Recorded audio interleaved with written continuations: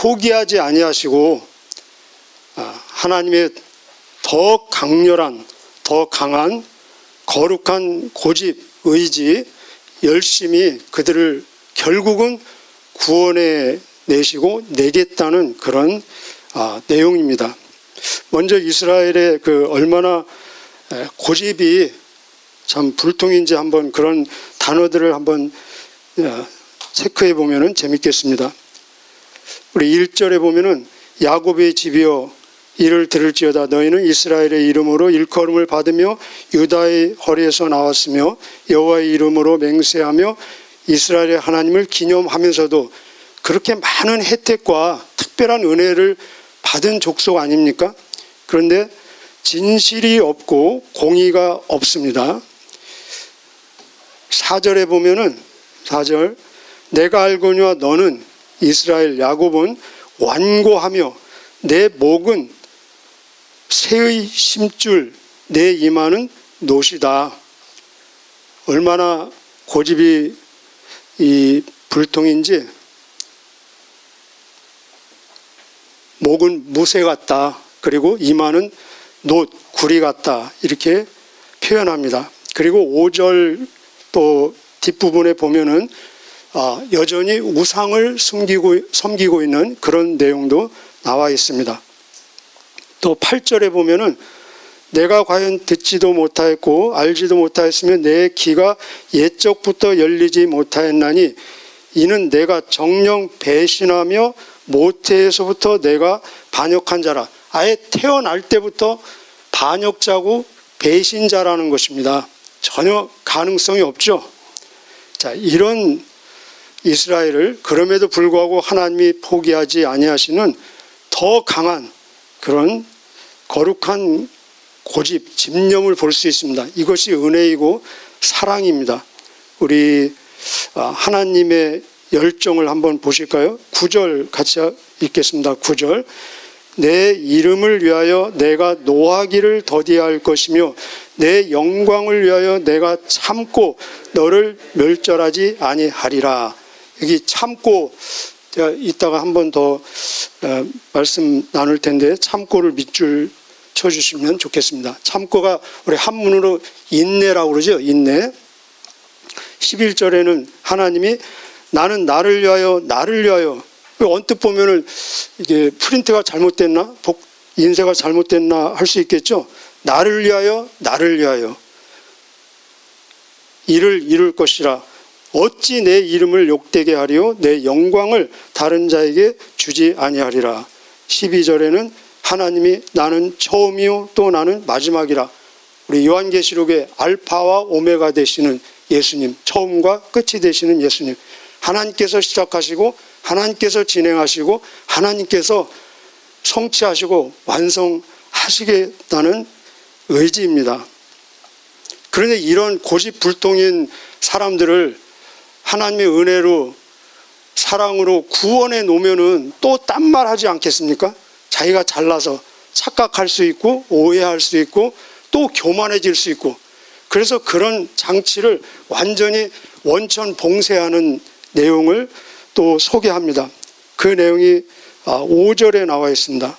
5절에 보면은 그러므로 내가 이 일을 예로부터 내게 알게 하였고 일이 이루어지기 전에 그것을 내게 듣게 하였느니라.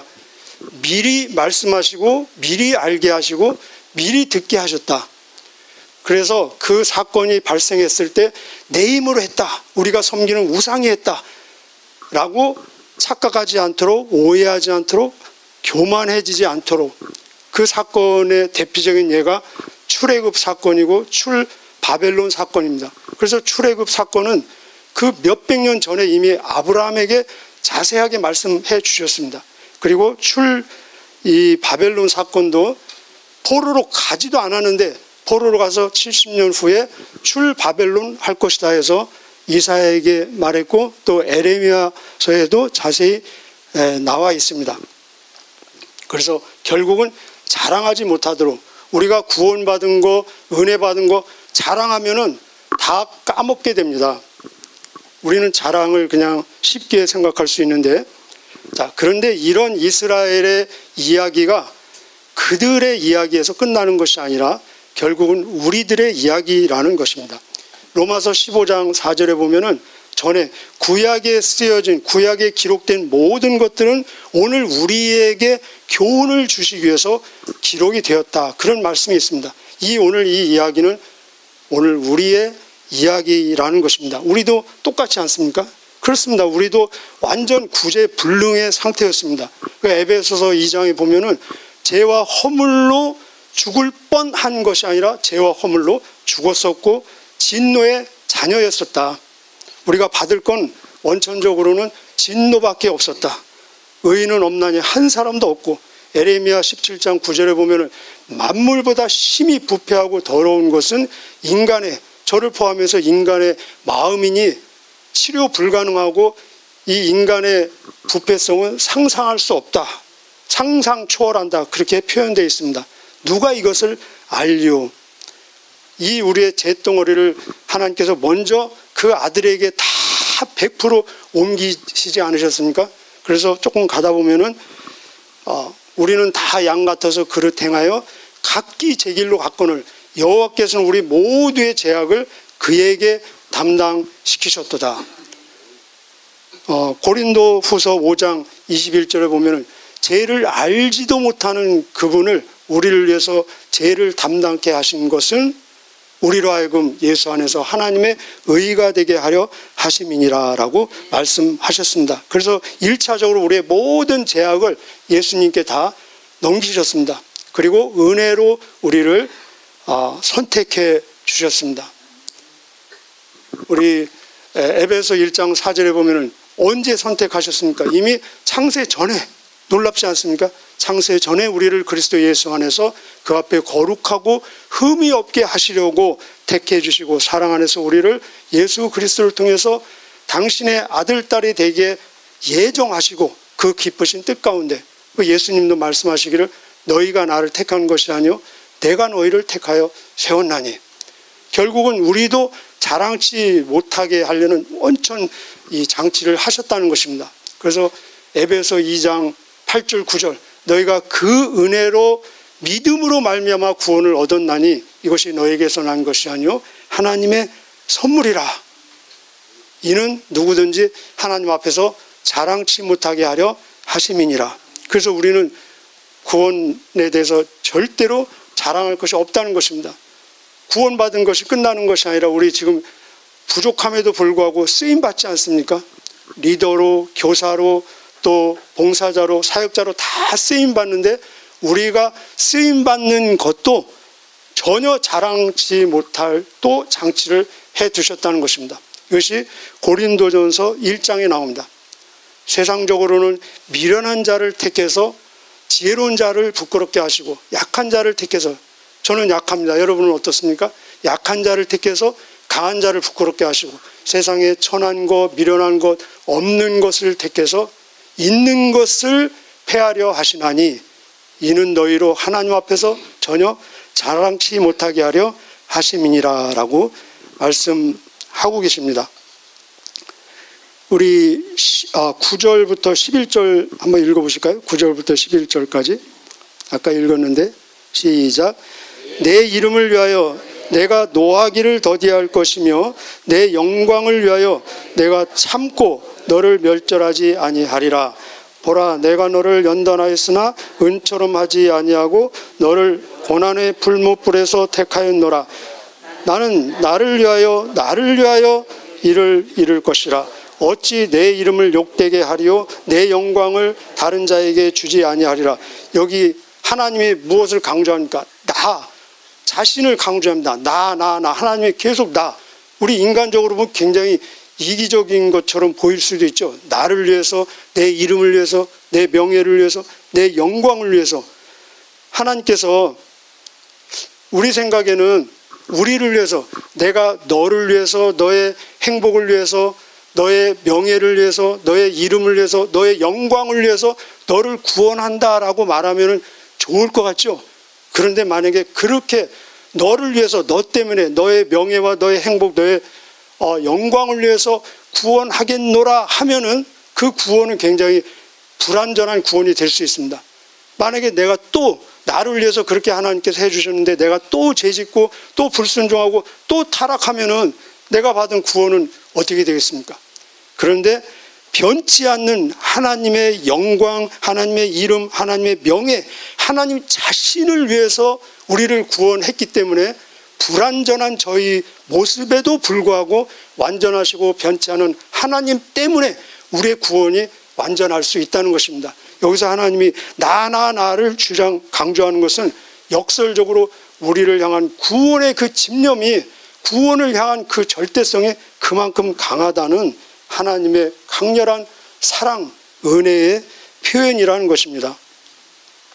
오늘 제목이 하나님께서 새 일을 약속하셨다. 여기 새 일은 6절에 나옵니다. 우리 새 일이 여러 번 나왔었죠. 42장에서도 나왔고 43장, 내가 새 일을 이룰 것이다.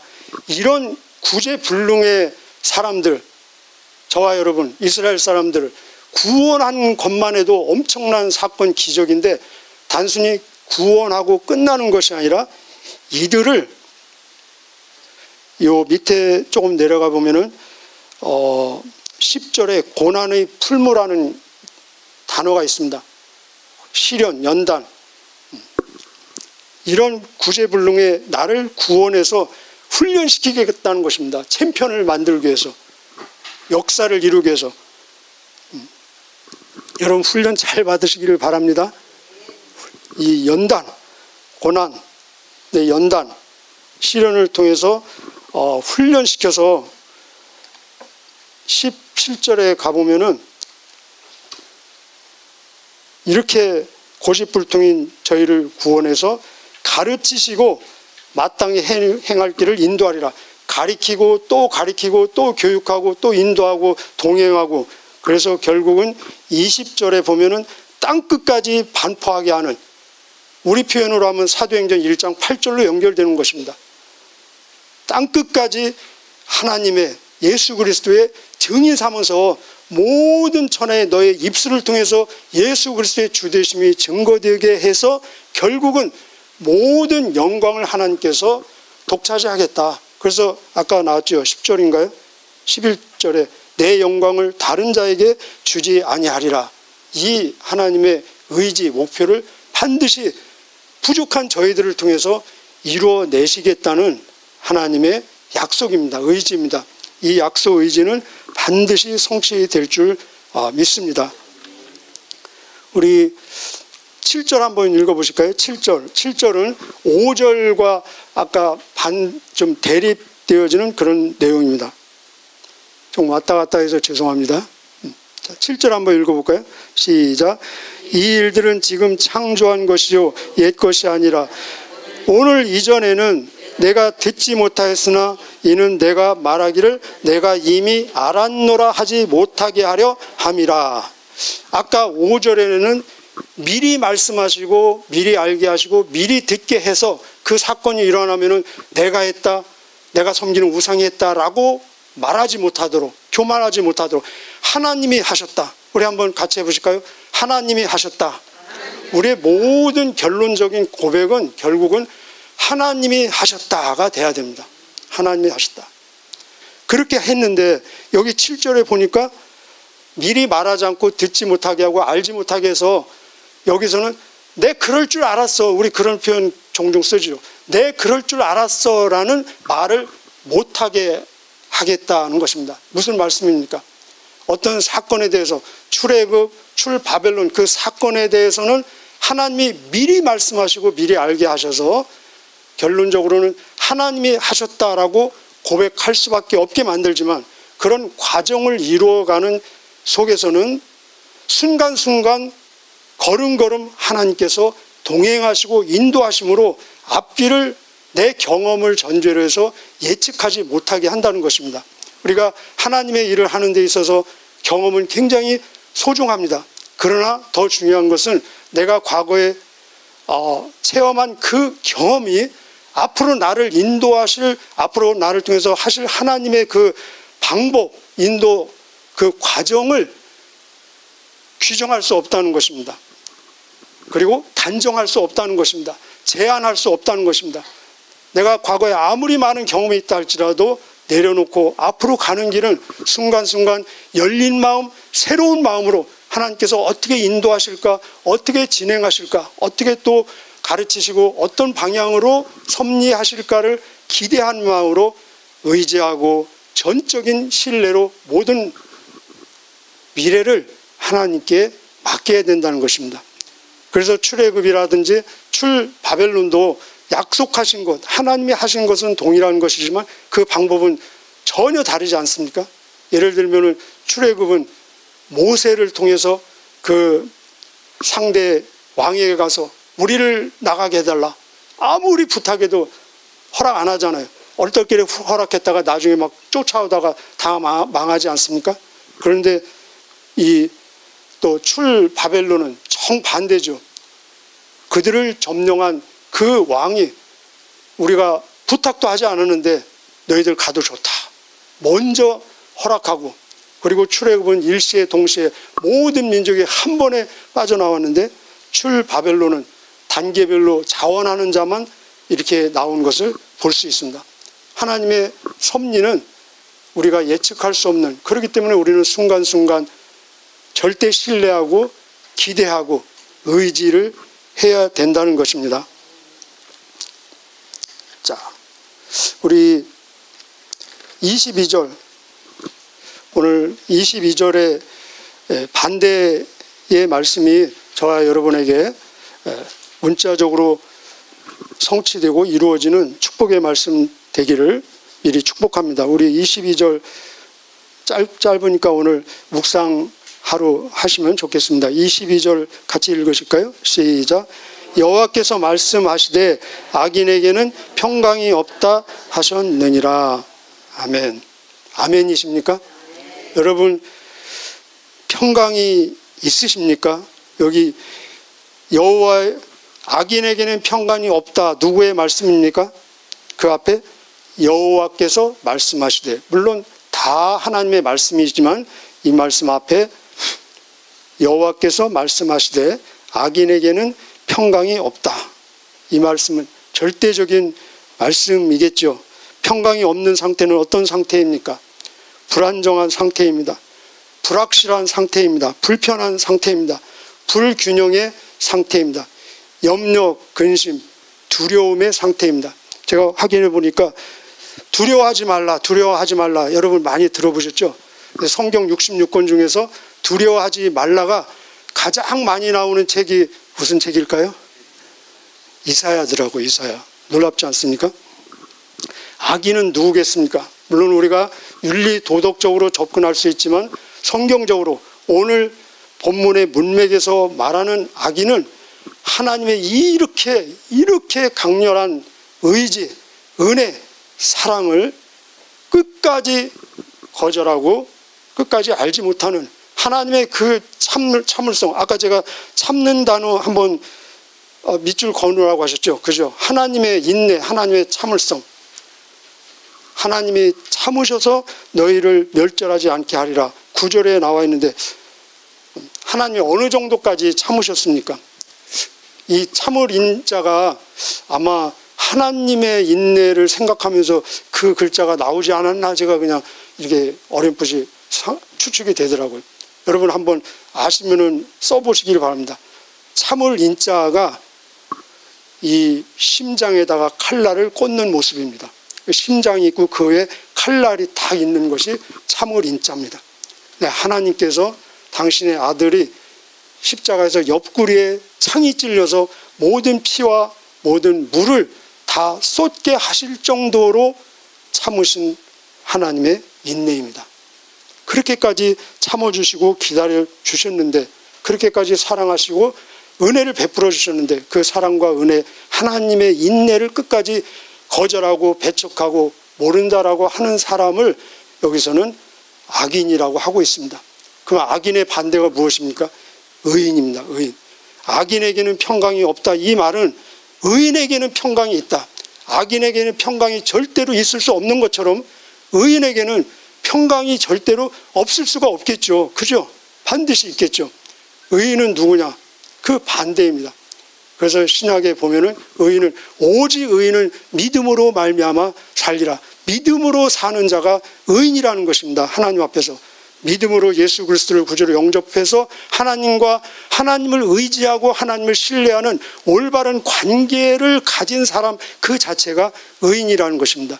그래서 로마서 5장 19절에 보면은 오직 한 사람 예수 그리스도의 순종을 통해서 많은 사람이 의인이 된다. 저와 여러분을 포함해서. 그래서 이 진짜 평강은 우리 이미 보셨죠. 9장 6절에 평강의 왕 앞으로 오실 메시아 예수 그리스도. 진짜 평강, 하늘의 평화, 절대 평강은 예수 그리스도를 통해서만이 올 수 있다는 것입니다. 그래서 로마서 5장 1절에 보면은 그러므로 우리가 믿음으로 말미암아 의롭다 하심을 받았으니 우리 주 예수 그리스도로 말미암아 하나님과 무엇을 이루자? 화평을 이루자인데 사실은 화평을 가졌다 그렇게 되어 있습니다. 원래는 너무나 감격해서 이루자로 되어 있는데 이미 화평을 가졌다. 예수님 말씀하시기를 나의 평안을 너에게 끼치느니 내 평안을 너에게 주느니 내가 주는 것은 세상이 주는 것 같지 않다. 나를 통하지 않고는 진짜 평화 발견될 수 없다는 것입니다. 그러므로 너희는 마음에 근심도 말고 두려워하지도 말라. 똑같은 이사야에 나오는 두려워 말라. 예수님이 그렇게 연결시키고 계십니다. 오늘도 주님만이 주실 수 있는 이 평강, 평안, 피스가 우리의 심령과 우리의 온 삶을 지배하고 다스림으로 주님과 동행하며 결국은 하나님께 영광 돌리는 저와 여러분의 삶이 되시기를 축복합니다. 기도하시겠습니다.